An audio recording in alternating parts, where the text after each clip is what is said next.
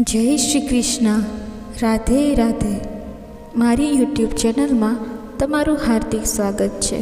મિત્રો, આજે આ વિડીયોમાં આપણે સાંભળવાના છીએ કાર્તિક માસના વદ પક્ષની એકાદશી એટલે કે ઉત્પત્તિ એકાદશી વિશે.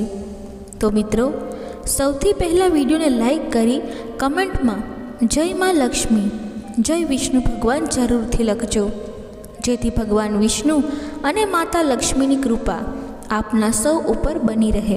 ઉત્પત્તિ એકાદશી વર્ષભરની એકાદશીમાંથી ઉત્તમ એકાદશી છે. ભગવાન શ્રી નારાયણના શરીરમાંથી આજે એકાદશી મૈયાનો જન્મ થયો હતો. એટલા માટે આ એકાદશીને ઉત્પત્તિ એકાદશી કહેવાય છે. આજે આપણે એકાદશીની સંપૂર્ણ જાણકારી મેળવીશું. ઓમ નારાયણાય વિઘ્નહે વાસુદેવાય ધીમહિ તન્નો વિષ્ણુ પ્રચોદયાત. બોલો ભગવાન લક્ષ્મીપતિ નારાયણની જય. દોસ્તો, એકાદશી અર્થાત 11મી તિથિ જે મહિનામાં 2 વખત આવે છે, શુક્લ પક્ષ અને વદ પક્ષમાં આવે છે. બંને એકાદશી ભગવાન શ્રી લક્ષ્મીપતિ નારાયણને સમર્પિત છે. આમ વર્ષની કુલ 24 એકાદશી થાય છે અને જ્યારે પુરુષોત્તમ માસ આવે ત્યારે 2 એકાદશી એટલે કે કુલ 26 એકાદશી થાય છે. જો આ 26 એકાદશીના વ્રતનું પાલન કરવામાં આવે તો મનુષ્ય ધર્મ, અર્થ, કામ અને મોક્ષની પ્રાપ્તિ કરી શકે છે. અને એકાદશીનું વ્રત ન થઈ શકે તો માત્ર ભગવાનની પૂજા આરાધના કે મંત્ર જાપ કરવાથી પણ ઘણો લાભ પ્રાપ્ત થાય છે. અને જો વર્ષભરની એકાદશીનું વ્રત ન થાય તો માત્ર 2 એકાદશી, એક તો દેવશયની એકાદશી અને દેવ ઉઠની એકાદશીનું વ્રત કરે તો પણ બધી એકાદશીનું ફળ પ્રાપ્ત થાય છે. આપણા સનાતન ધર્મમાં દરેક એકાદશીનું અલગ અલગ મહત્ત્વ બતાવવામાં આવ્યું છે અને દરેક એકાદશી ભગવાન શ્રી લક્ષ્મીપતિ નારાયણને સમર્પિત છે. આજના દિવસે ખાસ કરીને ભક્તો વિધિ વિધાનથી ભગવાન શ્રી હરિની પૂજા કરે છે, જેથી કરેલા કર્મમાં જે પાપ છુપાયેલા છે તેનાથી છુટકારો મેળવી શકાય છે અને અંતે મોક્ષની પ્રાપ્તિ થાય છે. આ એકાદશી ઘણી લાભ આપનારી હોય છે. અશ્વમેઘ યજ્ઞનું પુણ્ય આપનારી છે. હવે આપણે જાણી લઈએ એકાદશીની પૂજા કેવી રીતે કરવી, અર્થાત પૂજન વિધિ વિશે. ઉત્પત્તિ એકાદશીનું વ્રત જે ભક્તો કરવા માંગે છે અથવા જેઓ નથી કરવા માંગતા તેઓ પણ ભગવાનની પૂજા અવશ્ય કરવી જોઈએ અથવા ભગવાનના મંદિરે જઈને દર્શન કરી શકે છે. એ દિવસે સવારે વહેલા ઉઠીને સ્નાન આદિથી પરવારીને શુદ્ધ વસ્ત્ર ધારણ કરવા જોઈએ. ત્યારબાદ ઘરના મંદિરમાં જે ભગવાનની મૂર્તિ કે ફોટો બિરાજમાન હોય, આપણા ઈષ્ટદેવની સાથે જેમની પણ પૂજા કરતા હોઈએ તેમની આજે ખાસ પૂજા કરવામાં આવે છે. જો મૂર્તિ હોય તો ગંગાજલથી કે સાદું સ્વચ્છ પાણીથી કે પંચામૃતથી સ્નાન કરાવાય છે. ત્યારબાદ ભગવાનને સાજ શૃંગાર કરાવાય છે અને ચિત્રમાં હોય તો સાફ વસ્ત્રથી સાફ કરીને તેમની પૂજા કરવામાં આવે છે. સાદી સરળ રીતે મૂર્તિની પૂજા વ્યવસ્થિત રીતે કરવી પડે છે, કારણ કે તે એક શરીરની રચના બતાવે છે. ભગવાન શ્રી લક્ષ્મીપતિ નારાયણને આજે પીળા પુષ્પ અને અક્ષત, ચંદન, તુલસી દળ સમર્પિત થાય છે. સિઝનના ફલ ફલાદી ભોગ સમર્પિત કરાય છે. પંચમેવા પંચફલ, આ ઉપરાંત માખણ મિશ્રીનો પણ ભોગ ધરાવાય છે. ભગવાન શ્રી નારાયણની સામે ઘીનો શુદ્ધ દીવો પ્રગટાવવો જોઈએ. ધૂપબત્તી કરવી જોઈએ અને આ એકાદશીની વ્રત કથા સંભળાવવામાં આવે છે. વિષ્ણુ સહસ્ત્ર નામ પાઠ કરી શકાય છે અને સાંભળી શકાય છે. ગીતાજીનો પાઠ પણ કરી શકાય છે અથવા સાંભળી શકાય છે. આપણા પર જેટલો સમય હોય એ પ્રમાણે પ્રભુનું પૂજન અવશ્ય કરવું જોઈએ. કામમાં હોઈએ તો મનથી પણ કરી શકાય છે. મનમાં પ્રભુનું સ્મરણ કરી શકાય છે. આ દિવસે જે ભક્તો વ્રત કરવા માંગે છે તેઓ સવારે જ એટલે કે આ વ્રતની પૂજા વખતે સંકલ્પ કરે કે પોતે વ્રત કેવી રીતે કરવા માંગે છે. જો કે એકાદશીના વ્રતના દિવસે અન્નનો ત્યાગ કરવાનો હોય છે, એટલે કે આ દિવસે ઉપવાસ કરવાનો હોય છે. આ ઉપવાસમાં ફળ ફળાદી લઈ શકાય છે. ચા, દૂધ, કોફી પણ લઈ શકાય છે. અને ઉપવાસનો એક અર્થ એ પણ થાય છે કે આપણે મનથી, તનથી, બુદ્ધિથી ભગવાનનું સ્મરણ કરીએ. તેને પણ ઉપવાસ કહેવાય છે. આપણે જે રીતના વ્રત કરી શકીએ એ રીતે વ્રત કરવું. અને જે ભક્તો વ્રત કરવા માંગે છે પરંતુ શરીર સાથ નથી આપતું, જેમ કે ગર્ભવતી મહિલા છે, નાના બાળકો છે, વૃદ્ધો છે અથવા કામકાજી મહિલા કે ભાઈઓ છે, તેઓ પણ વ્રત કરી શકે છે. એક ટાઈમ ભોજન લઈને અત્યારના સમય પ્રમાણે આપણે ચાલીએ તો અને ભોજન સાંજના સમયે સાત્વિક ભોજન લઈ શકાય છે. વ્રત હંમેશા મનથી કરવું જોઈએ, પરાણે ન કરવું જોઈએ. આ વ્રતના પારણા કરીએ એટલે કે બીજા દિવસે પારણા કરીએ ત્યારે બ્રાહ્મણોને દાન દક્ષિણા આપી શકાય છે. કાચું સીધું આપી શકાય છે. જે એક વ્યક્તિ ભોજન કરી શકે એટલું દક્ષિણામાં આપી શકાય છે. દક્ષિણા સહિત ગાય માતાની સેવા કરવી. એકાદશીના દિવસે સવાર સાંજ તુલસી માતાની પૂજા કરીને દીપદાન કરવું જોઈએ. આ ઉપરાંત પીપળાના વૃક્ષને જલ અર્પિત કરવું જોઈએ. પિતૃદેવતાનું સ્મરણ થાય છે. એકાદશીનું પુણ્ય આપણે કોઈને દઈ પણ શકીએ છીએ, દાન પણ કરી શકીએ છીએ. ચાહે પિતૃને કરીએ કે પછી ઘરની કોઈ એવી વ્યક્તિ કે જે એકાદશીનું વ્રત કરી શકતી નથી અને ખૂબ જ પીડામાં છે, તેને પણ આપણે દાન કરી શકીએ છીએ. આ દાન મહાપુણ્ય આપનારું છે. આ એકાદશીનું વ્રત જન્મો જન્મના પાપોમાંથી મુક્તિ દેનાર છે અને લાખો પુણ્ય આપનાર છે. અશ્વમેઘ યજ્ઞનું શુભ ફળ પ્રાપ્ત કરાવનાર છે. માટે એકાદશીનું વ્રત જો બની શકે તો અવશ્ય કરવું જોઈએ. આ ઉપરાંત એકાદશીનું વ્રત એવું પણ છે કે જો ઘરમાં સૂતક હોય, કોઈનું મૃત્યુ થયું હોય કે પછી કોઈનો જન્મ થયો હોય તો પણ વ્રત કરી શકાય છે. તે સમયે પૂજા ન થાય. બહેનો માસિક ધર્મમાં હોય તો પણ વ્રત કરી શકાય છે, પરંતુ પૂજા ન થાય. 5 દિવસે પૂજા થઈ શકે છે. આ ઉપરાંત જે ભક્તો બહાર ગામ જાય છે તેઓ પણ વ્રત કરી શકે છે, પરંતુ એ વાતનું ધ્યાન રાખવું કે પારકું અન્ન લઈએ તો તેની દક્ષિણા અવશ્ય આપી દેવી અથવા પારકું અન્ન ન લેવું જોઈએ. પોતાના જ ધનથી ઉપાર્જિત અન્ન ગ્રહણ કરવું જોઈએ. કારણ કે વ્રત ઉપવાસ કરીએ એ પણ એક પ્રકારનું તપ છે. જ્યારે આપણે તપ કરીએ છીએ ત્યારે આપણે એ બધું ધ્યાન રાખવું જોઈએ કે કોઈનું દિલ ન દુભાવવું જોઈએ, પારકું અન્ન ન ખાવું જોઈએ, આજે નિંદા ગુથલી ના કરવી જોઈએ, વાળ કે નખ કાપવા નહીં અને બની શકે તો પુણ્યના કાર્ય કરવા જોઈએ. જરૂરિયાતમંદને દાન પુણ્ય કરી શકાય છે. ભોજન દાન, વસ્ત્રદાન, કારણ કે હવે શિયાળાની ઋતુ આરંભ થાય છે તો સ્વાભાવિક છે વસ્ત્રદાન આપવું શુભ મનાય છે. જે ઋતુ, જે કાળ પ્રમાણે જે દાનનો મહિમા છે તે દાન આપવું સર્વશ્રેષ્ઠ માનવામાં આવે છે. ભૂખ્યાને અન્ન અને તરસ્યાને જળ આપવું પણ ઉત્તમ દાન માનવામાં આવે છે. આ એકાદશીમાં એવી પણ માન્યતા છે કે જે ભક્તો એકાદશીની વ્રતની શરૂઆત કરવા માંગે છે, જોવા જઈએ તો કોઈ પણ એકાદશીથી વ્રતની શરૂઆત થઈ શકે છે. પરંતુ આ ઉત્પત્તિ એકાદશી કે જેમાં એકાદશી મૈયાનો જન્મદિવસ મનાવાય છે ત્યારથી શરૂઆત કરીએ તો ઉત્તમ લાભની પ્રાપ્તિ થાય છે. એવું પણ માનવામાં આવે છે કે ભગવાન શ્રી નારાયણ જ પોતે એકાદશી મૈયાના રૂપમાં ઉત્પન્ન થઈને જન્મગ્રહણ કરીને મૂર નામના રાક્ષસને મોક્ષ આપ્યો હતો.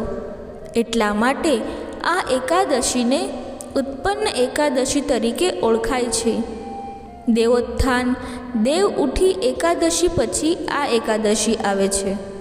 જ્યારે એકાદશી મૈયાનો જન્મદિવસ મનાવાય છે, સ્વયં ભગવાન શ્રી નારાયણનું જ એક સ્વરૂપ છે, અંગરૂપ છે. માટે જ એકાદશીની તિથિ ઘણી શુભ છે, કારણ કે આ તિથિ સ્વયં ભગવાનનું સ્વરૂપ માનવામાં આવે છે. સાક્ષાત જેમ આપણે સૂર્યનારાયણ દેવના દર્શન કરીએ છીએ અને ચંદ્રદેવના દર્શન કરીએ છીએ અને સૂર્યનારાયણને સાક્ષાત ભગવાન નારાયણનું સ્વરૂપ માનીએ છીએ અને ચંદ્રદેવને સાક્ષાત મહાદેવનું સ્વરૂપ માનીએ છીએ, આવી જ રીતે આ એકાદશી તિથિ જે છે તે ભગવાન સ્વયં સાક્ષાત નારાયણના સ્વરૂપની તિથિ છે. પ્રભુ આજે સર્વે જીવો ઉપર કૃપા કરવા માટે વિદ્યમાન રહે છે. એટલા માટે ભક્તો દ્વારા વિશેષ પૂજા કરવામાં આવે છે. ચાલો હવે આપણે એકાદશીના વ્રતની 3 કથાઓ સાંભળીશું. આ કથાના શ્રવણ માત્રથી ભક્તોની તમામ મનોકામના પૂર્ણ થાય છે. માટે કથાને છેલ્લે સુધી સાંભળજો અને કમેન્ટમાં જય શ્રી હરિ વિષ્ણુ જરૂરથી લખજો. તો ચાલો ભગવાન વિષ્ણુના ચરણોનું ધ્યાન કરતા આ કથાઓ સાંભળીએ. એકાદશીની પૌરાણિક કથા અનુસાર રાજ્યના તમામ લોકો તે દિવસે એકાદશીનો ઉપવાસ કરતા હતા. શહેરના કોઈ પણ વ્યક્તિ કે પ્રાણી તથા પક્ષીને એક પણ અનાજનો દાણો આપવામાં આવતો ન હતો. એકવાર એવું બન્યું કે બીજા ગામમાંથી એક વ્યક્તિ રાજાના દરબારમાં આવ્યો અને નોકરી માટે પ્રાર્થના કરવા લાગ્યો. પછી રાજાએ કહ્યું કે સારું, નોકરી મળી જશે, પરંતુ શરત એ છે કે મહિનામાં 2 એકાદશી વ્રત આવતું હોવાથી આ 2 દિવસે અન્ન મળશે નહીં. રાજાએ નોકરીની આ શરત કહી. પેલા વ્યક્તિએ રાજાની આ શરત સ્વીકારી લીધી. થોડા દિવસ પછી બીજા મહિનામાં જ એકાદશીનું વ્રત હતું. તે દિવસે તેને જમવા માટે અન્ન આપવામાં આવ્યું નહીં. તેને ફળાહાર માટે ફળો આપવામાં આવ્યા. તે શાહી દરબારમાં પહોંચ્યો અને રાજાને કહ્યું, મહારાજ, આ ફળોના ખોરાકથી મારું પેટ ભરાશે નહીં. મને ખાવા માટે અન્નની જરૂર છે. જો તે ખોરાક નહીં ખાય તો તેનો જીવ નીકળી જશે. તે રાજાની સામે આજીજી કરવા લાગ્યો. ત્યારે રાજાએ તે માણસને નોકરીની શરત યાદ અપાવી.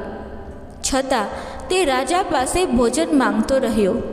તેની સ્થિતિ જોઈને રાજાએ તેને ભોજન આપવાનો આદેશ આપ્યો. તેને ભાત, લોટ અને દાળ આપવામાં આવી. ત્યારબાદ તે નદીના કિનારે પહોંચ્યો અને સૌથી પહેલાં તેણે સ્નાન કર્યું અને પછી ભોજન રાંધવાનું શરૂ કર્યું. જ્યારે ભોજન તૈયાર થઈ ગયું ત્યારે તેણે ભગવાનને પ્રાર્થના કરી, હે પ્રભુ, ભોજન તૈયાર છે, આપ જમવા માટે પધારો. તે વ્યક્તિની પ્રાર્થના સાંભળીને ભગવાન વિષ્ણુ તેમના ચતુર્ભુજ સ્વરૂપમાં પીળા વસ્ત્રો પહેરીને પ્રગટ થયા. ત્યારબાદ તે વ્યક્તિએ ભગવાન શ્રી હરિને ભોજન પીરસ્યું. ભગવાન વિષ્ણુ પોતાના ભક્ત સાથે ભોજન કરવા લાગ્યા. ભક્ત સાથે ભોજન કરીને ભગવાનને અપાર આનંદ થયો અને ભક્તને આશીર્વાદ આપીને ભગવાન પોતાના લોકમાં પાછા ફર્યા અને ભક્ત પોતાના કામ પર પાછો જતો રહ્યો. જ્યારે પાછી એકાદશી આવી ત્યારે તે વ્યક્તિ રાજા પાસે ગયો અને તેણે રાજાને કહ્યું કે તેને પહેલી એકાદશી પર તે ભૂખ્યો જ રહી ગયો હતો, તેથી આ વખતે તેને બમણા અન્નની જરૂર છે, કારણ કે તે દિવસે ભગવાને પણ એટલું જ ભોજન કર્યું હતું. આટલા અન્નમાં બંનેનું ભોજન પેટ ભરીને કરી શકતા નથી. તેના શબ્દો સાંભળીને રાજા આશ્ચર્યચકિત થઈ ગયો અને કહ્યું કે તમારી વાત પર વિશ્વાસ નથી આવતો, કારણ કે અમે બધા એકાદશીનું વ્રત કરીએ છીએ, પૂજા પાઠ કરીએ છીએ, પરંતુ આજ સુધી ભગવાને તેને દર્શન નહીં આપ્યા. તેના પર સેવકે રાજાને કહ્યું કે જો તમે માનતા નથી તો તમે મારી સાથે ચાલો અને તમે સ્વયં જોઈ લેજો. એકાદશીના દિવસે રાજા એક વૃક્ષની પાછળ છુપાઈ ગયો. નોકરે હંમેશની જેમ નદીમાં સ્નાન કર્યું અને ભોજન તૈયાર કર્યું. તેણે કહ્યું કે ભગવાન, મેં ભોજન તૈયાર કર્યું છે, તમે ભોજન કરી લો. આ વખતે ભગવાન ન આવ્યા. તેણે ઘણી પ્રાર્થના કરી પણ ભગવાન ન આવ્યા. પછી તેણે કહ્યું, જો તમે નહીં આવો તો તે આ નદીમાં કૂદી જશે અને મરી જશે. તેણે ફરીથી ભગવાનને પોકાર કર્યો, પરંતુ ભગવાન ન આવ્યા.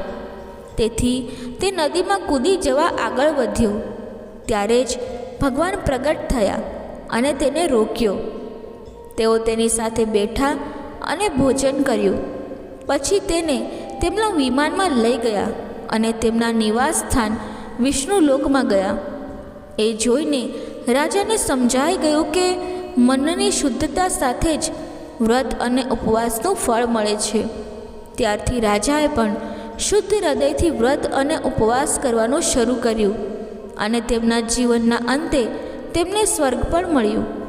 જો તમે અહીંની ત્રણેય કથાઓને ધ્યાનથી સાંભળશો તો હું તમને ખાતરી આપું છું કે તમારા જીવનમાં ક્યારે પૈસાની અછત નહીં રહે. તેનાથી માતા લક્ષ્મીની કૃપા પ્રાપ્ત થશે. તો ચાલો બીજી વાર્તા તરફ આગળ વધીએ. અત્યાર સુધી તમે કમેન્ટમાં ઓમ નમો ભગવતે વાસુદેવાય નમઃ લખ્યું ન હોય તો હું તમને ફરીથી વિનંતી કરું છું કે તે જરૂરથી લખી દેજો. એક રાજ્યમાં એક રાજા રાજ કરતો હતો. એ રાજ્યમાં બધી પ્રજા સુખી હતી. એકાદશીના દિવસે કોઈ અનાજ વેચતું કે ખરીદતું ન હતું. બધા ફળાહાર કરતા હતા. એકવાર ભગવાન રાજાની પરીક્ષા લેવા માંગતા હતા. ભગવાન એક સુંદર કન્યાનું સ્વરૂપ લઈને રાજાના આવવા જવાના માર્ગ પર બેઠા. પછી રાજા ત્યાંથી પસાર થયો અને સુંદરતા જોઈને મોહિત થઈ ગયો. રાજાએ તેને પૂછ્યું, હે સુંદર કન્યા, તમે કોણ છો અને તમે અહીં આ રીતે કેમ બેઠા છો? ત્યારે સુંદર કન્યાનું રૂપ ધારણ કરનાર ભગવાન બોલ્યા, મારું કોઈ આશ્રય સ્થાન નથી. હું શહેરમાં કોઈને જાણતી નથી. હું કોની પાસે મદદ માંગુ? રાજા તેના દેખાવથી મોહિત થઈ ગયો. તેણે કહ્યું કે તમે મારા મહેલમાં આવીને મારી રાણી બનીને રહો.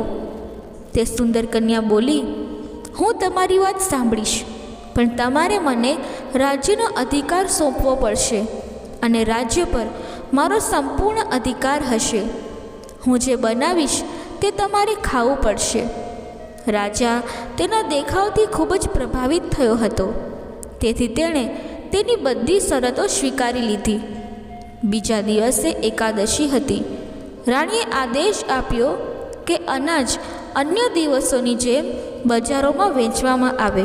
તેમણે ઘરમાં માંસ, માછલી વગેરે બનાવવા કહ્યું અને રાજાને જમવાનું કહ્યું. આ જોઈને રાજાએ રાણીને કહ્યું, રાણી, આજે એકાદશી છે, હું માત્ર ફળો જ ખાઈશ. પછી રાણીએ શરત યાદ કરાવી અને કહ્યું કે કાં તો ભોજન કરો, નહીં તો હું મોટા રાજકુમારનું માથું કાપી નાખીશ. રાજાએ પોતાની સ્થિતિ મોટી રાણીને કહી સંભળાવી. ત્યારે મોટી રાણીએ કહ્યું, મહારાજ, ધર્મ છોડશો નહીં. મોટા રાજકુમારનું માથું આપી દો. પુત્ર ફરીથી મળી જશે, પરંતુ ધર્મ નહીં મળે. તે દરમિયાન મોટો રાજકુમાર રમીને આવ્યો.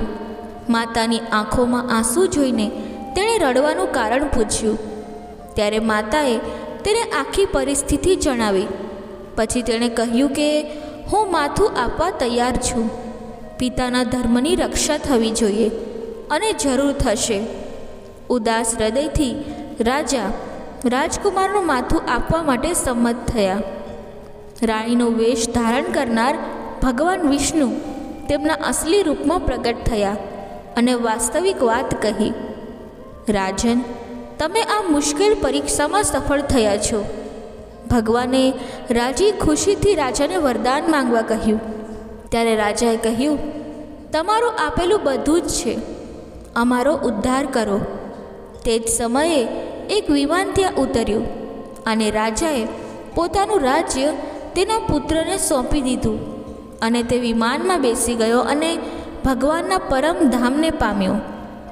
એવું પણ કહેવામાં આવે છે કે જો કોઈ વ્યક્તિ આ વાર્તાને સાચા દિલથી સાંભળે છે તો આવી વ્યક્તિને નર્કની સજા ભોગવવી પડતી નથી. તો ચાલો હવે ત્રીજી વાર્તા પર જઈએ. પ્રિય ભક્તો, ચાલો હવે આપણે એકાદશી માતાની કથા સાંભળીએ. આ કથાને સાંભળ્યા બાદ જ એકાદશીના વ્રતને પૂર્ણ માનવામાં આવે છે. એકવાર એક વૃદ્ધ માતાએ એકાદશી પર ઉપવાસ રાખ્યો. ખૂબ જ ભક્તિ સાથે ઘરે એકાદશીની પૂજા કરી. તે વૃદ્ધ હતી. તેને વૃદ્ધાવસ્થામાં આવી કોઈ વસ્તુ જોઈતી ન હતી. જે પણ એકાદશી પર ઉપવાસ કરે છે તેને શ્રી હરિ વિષ્ણુની કૃપા પ્રાપ્ત થતી હતી. તેથી વૃદ્ધ માતા પોતાના બાળકોની ખુશી માટે ખૂબ જ ઉપવાસ કરતી હતી. તે આખો દિવસ ખૂબ જ સખત ઉપવાસ કરતી હતી અને કોઈક રીતે તેની તરસ અટકાવતી હતી, કારણ કે એકાદશીના ઉપવાસ દરમિયાન તે પાણીનું એક ટીપું પણ લેતી નહોતી. તે બીજા દિવસે એટલે કે બારસના દિવસે પાણી પીને પોતાનો ઉપવાસ પૂરો કરતી હતી. તેમણે આખો દિવસ પોતાના મનને કોઈક રીતે સંયમિત રાખ્યું, પૂજા પાઠ કર્યા, વ્રતની વાર્તા વાંચી અને પછી પંડિતજીને માટીના વાસણમાં પાણી આપ્યું અને મોસમી ફળો એક ટોપલીમાં મૂકીને ફળદાન કર્યું તથા સાકર પણ આપી. ગરમીને કારણે તે ખૂબ જ અસ્વસ્થ અનુભવી રહી હતી. તે વૃદ્ધ સ્ત્રી ભૂખ્યા અને નિર્જલીકૃત થઈને ઉપવાસ કર્યો હતો અને તે પણ વધુ તરસ અનુભવી રહી હતી. તેથી તેણે વિચાર્યું કે કદાચ તે પાણીમાં બેસીને તેને થોડી શાંતિ આપશે. આમ વિચારીને તે પાણીમાં બેસી ગઈ. તે વારંવાર પાણીથી મોં ધોતી અને હાથ ધોતી. પછી ક્યાંક તેને થોડી શાંતિ મળી તો બીજી તરફ સૂર્ય ચમકતો હતો. તેથી વૃદ્ધ માતાનું મોં વારંવાર સુકાઈ જતું હતું. વૃદ્ધ માતા ખૂબ જ બેચેન થઈ રહી હતી. એક તો વૃદ્ધાવસ્થા હતી અને બીજી ભારે ગરમી હતી. વૃદ્ધાવસ્થાની સ્થિતિ એવી છે કે તેને સહન કરવી ખૂબ જ મુશ્કેલ બની જાય છે. હવે કોઈક રીતે આખો દિવસ કપાઈ ગયો હતો.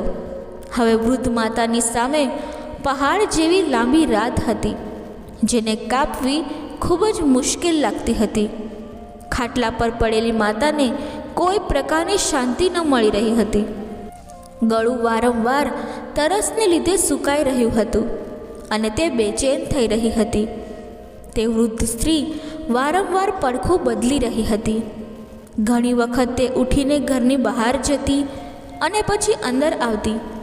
તેને ના તો ઘરમાં શાંતિ મળતી કે ના તો ઘરની બહાર શાંતિ મળતી હતી. તે ઘરની બહાર સૂતા સૂતા એકાદશી માતાને યાદ કરી રહી હતી અને વિચારી રહી હતી કે હે માતા, તમે મારી લાજ રાખજો, તમે મને શક્તિ આપજો, જેથી હું ઉપવાસ પરિપૂર્ણ કરી શકું અને આ પહાડ જેવી રાત શાંતિથી પસાર કરી શકું. તરસને કારણે વૃદ્ધ માતાની બેચેની વધી રહી હતી. તેમણે ધીરજ રાખવા માટે ઘણો પ્રયાસ કર્યો, પરંતુ આખરે તેમની ધીરજ તૂટી ગઈ અને તેઓ ગભરાઈને તરસના લીધે ચીસો પાડી ઉઠ્યા, બચાવો, બચાવો. અને વૃદ્ધ માતાની ચીસો સાંભળીને તેમના પરિવારના તમામ સભ્યો તેમની આસપાસ ભેગા થઈ ગયા અને વૃદ્ધ માતાની ખાટલી પાસે પહોંચ્યા અને વૃદ્ધ માતાને પૂછ્યું, માજી, શું થયું? તમે કેમ ચીસો પાડી રહ્યા છો? અને જ્યારે તમે વ્રત કરી શકતા નથી તો વૃદ્ધાવસ્થામાં આટલું કઠિન વ્રત શા માટે રાખો છો? માજી, જ્યારે શરીરમાં તાકાત હોય ને ત્યારે જ તો ભક્તિ થઈ શકશે. તમે પાણી પી લો. વૃદ્ધ માતાએ તેના પરિવારના સભ્યોને કહ્યું. ઝડપથી મારી છાતી ઉપર ઠંડા પાણીનો ઘડો મૂકો. ત્યારે તેમના પુત્રએ દોડીને દાદીની છાતી ઉપર ઠંડા પાણીનો ઘડો મૂક્યો. ત્યાર પછી થોડી રાહત મળી, અને જ્યારે તેમને રાહત મળી ત્યારે તેમણે થોડીવાર માટે આંખો બંધ કરી.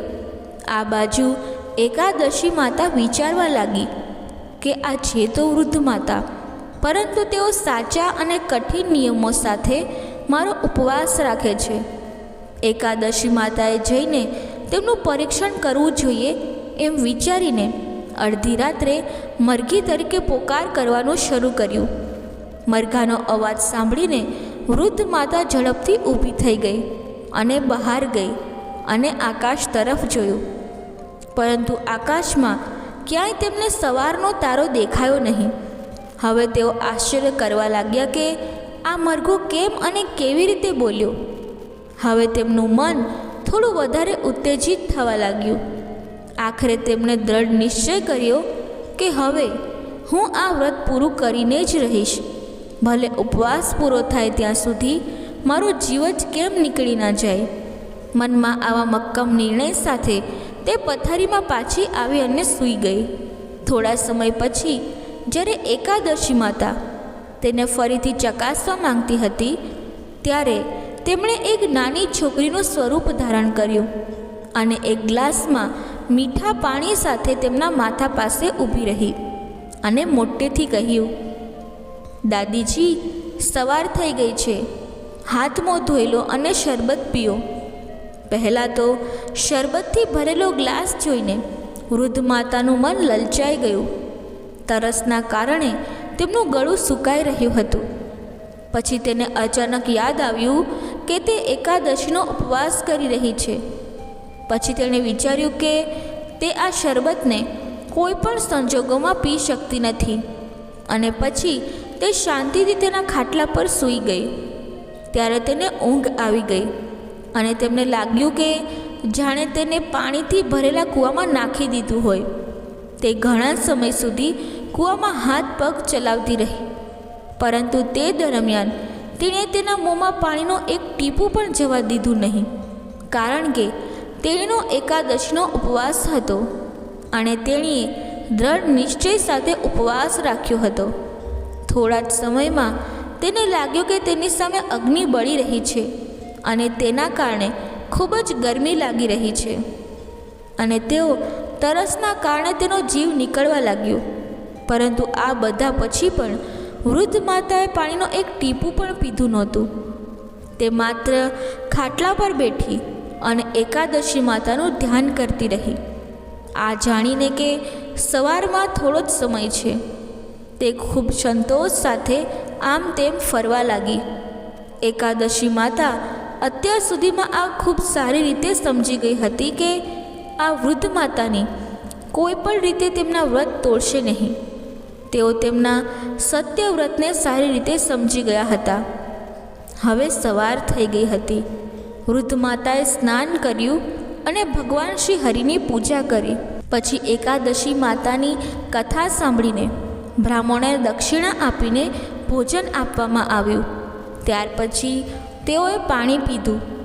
છોકરીઓને ખવડાવ્યા બાદ વૃદ્ધ માતાએ પોતે ભોજન લીધું અને તેની અસરથી વૃદ્ધ માતાની ઉંમરમાં વધારો થયો. તેમનો પરિવાર ખૂબ જ સમૃદ્ધ બની ગયો હતો. હવે તેમના ઘરમાં કોઈ અછત નહોતી. તેમનું ઘર દરેક પ્રકારની સુખ સુવિધાઓથી ભરેલું હતું. પૌત્ર પૌત્રીઓથી તેમનું ઘર ભરાઈ ગયું અને તે દિવસથી તેમણે 12 મહિનાની એકાદશીનો ઉપવાસ કરવાનો શરૂ કર્યું.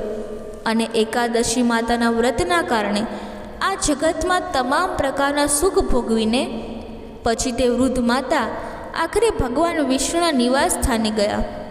એકાદશી માતાએ વૃદ્ધ માતા અને તેમના પરિવારને હર્યું ભર્યું કર્યું.